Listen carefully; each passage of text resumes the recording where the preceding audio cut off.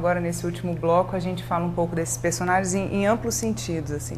Porque você citou duas fontes que eu sou apaixonada, Ítalo Calvino e o Benjamin. Quando você fala do trato, da construção desse ideário de cidade, e quando você fala do olhar do narrador, né, como uma pessoa que vai moldando uma bela peça. E o teu laço afetivo com essas duas cidades, você acha que a construção dessa grande narrativa que você fez foi diferenciada? Sem dúvida. Veja, imagine você o que é para um menino de 5, 6 anos de idade sair da Europa e vir para os trópicos, né? Em primeiro lugar, que Europa é essa? Não é essa Europa idealizada que foi vendida para nós, vendida como um produto desejável. O inglês também como uma pessoa fechada. A matriz, enfim, os emblemas, né? Então, a Europa é melhor porque é a matriz. Isso nós fomos formados pelos portugueses nesse sentido, e depois, quando houve a preeminência inglesa também, e assim por diante. Então, tudo que vem de fora é melhor. E tudo que é feito aqui é um pouquinho pior. Então, esse sentimento de inferioridade é uma construção proposital. Isso é evidente que é, né?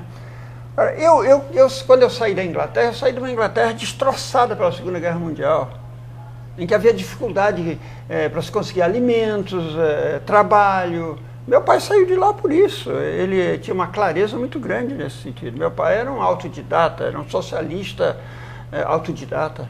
Ele saiu de lá porque ele viu que ali não havia condições para sobreviver bem. E por que Manaus? Porque ele era um aventureiro, né? Ele esteve no Japão, na China, na Índia, no Canadá, nos Estados Unidos. Quando ele subiu o Rio Amazonas, ele achou que ali que era o lugar. E eu acho que ele estava muito certo, viu?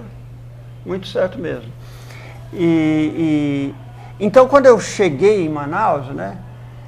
Pois não era muito diferente de Liverpool. Essa que é a questão. Né? Tinha um bonde em Liverpool, tinha um bonde em Manaus, os prédios eram mais ou menos semelhantes, vamos dizer, o cotidiano da cidade não era muito diferente. Claro, havia muita luz, muito calor, mas fora isso havia uma semelhança.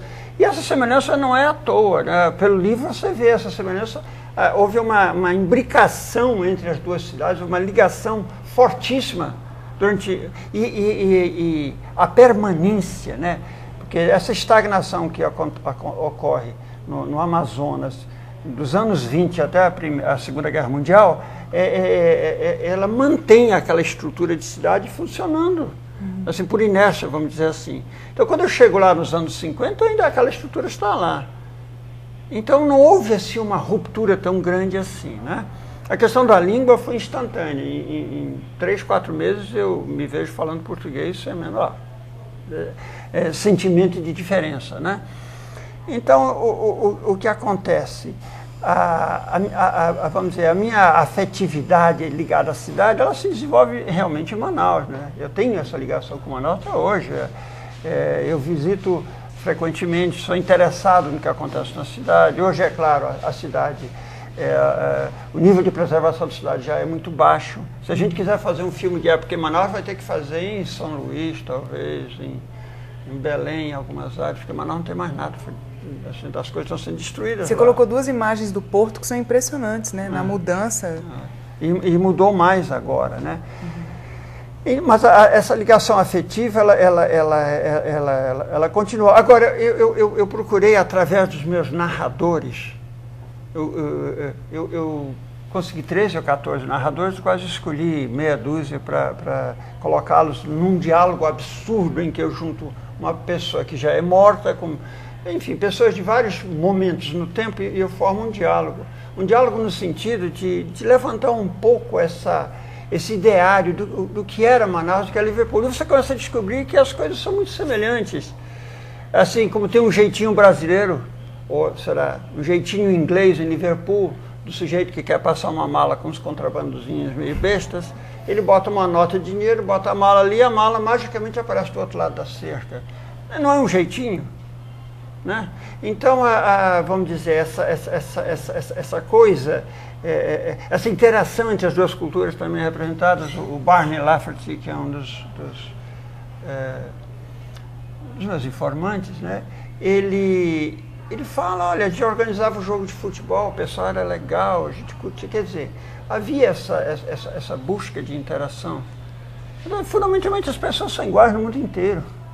Fundamentalmente somos iguais, né? Com as mesmas angústias, com as mesmas inquirições, com as mesmas perguntas, sem respostas. A mesma ausência de determinadas respostas, somos todos iguais. Personagens assim, mágicos mesmo, no sentido do Dr. Thomas, por exemplo. O Dr. Thomas foi quer dizer, Dr. Thomas era o fílmico, seguinte, né? Quando eu era menino, havia o asilo Dr. Thomas.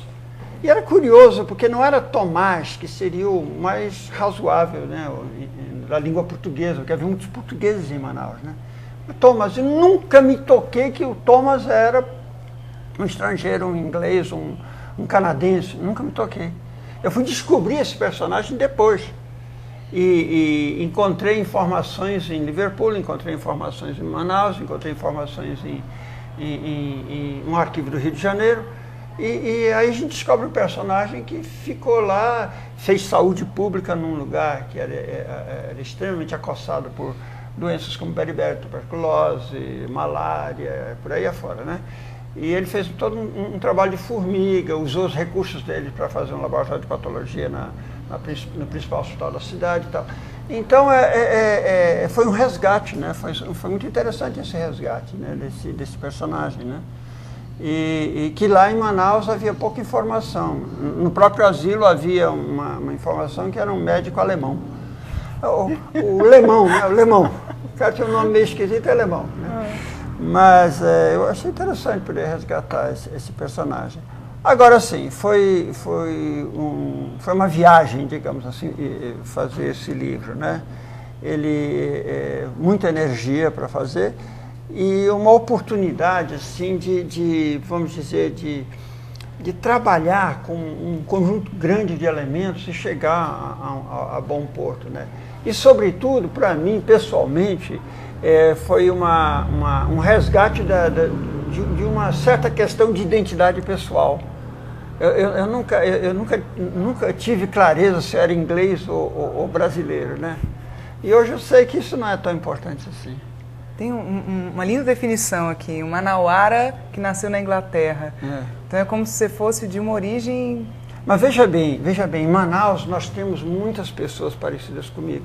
São filhos de sírio-libaneses, portugueses, espanhóis, marroquinos, pessoas que emigraram, porque o pós-guerra, quando acabou a Segunda Guerra Mundial, a Europa estava destroçada mesmo, né? Então o que ocorreu? Primeiro que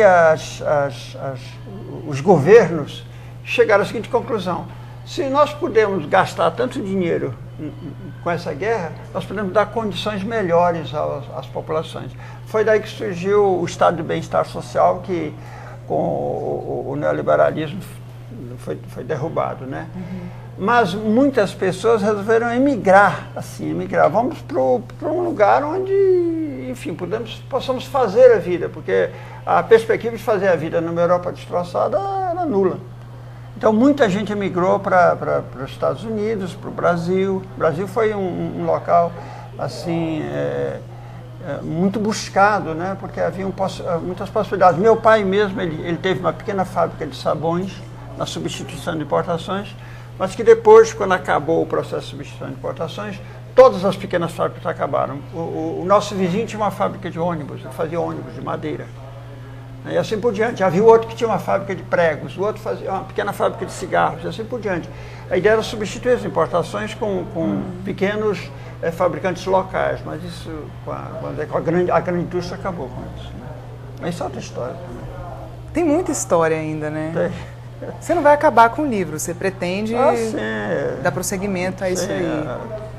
Teremos um documentário. Isso dá muito filhote, né?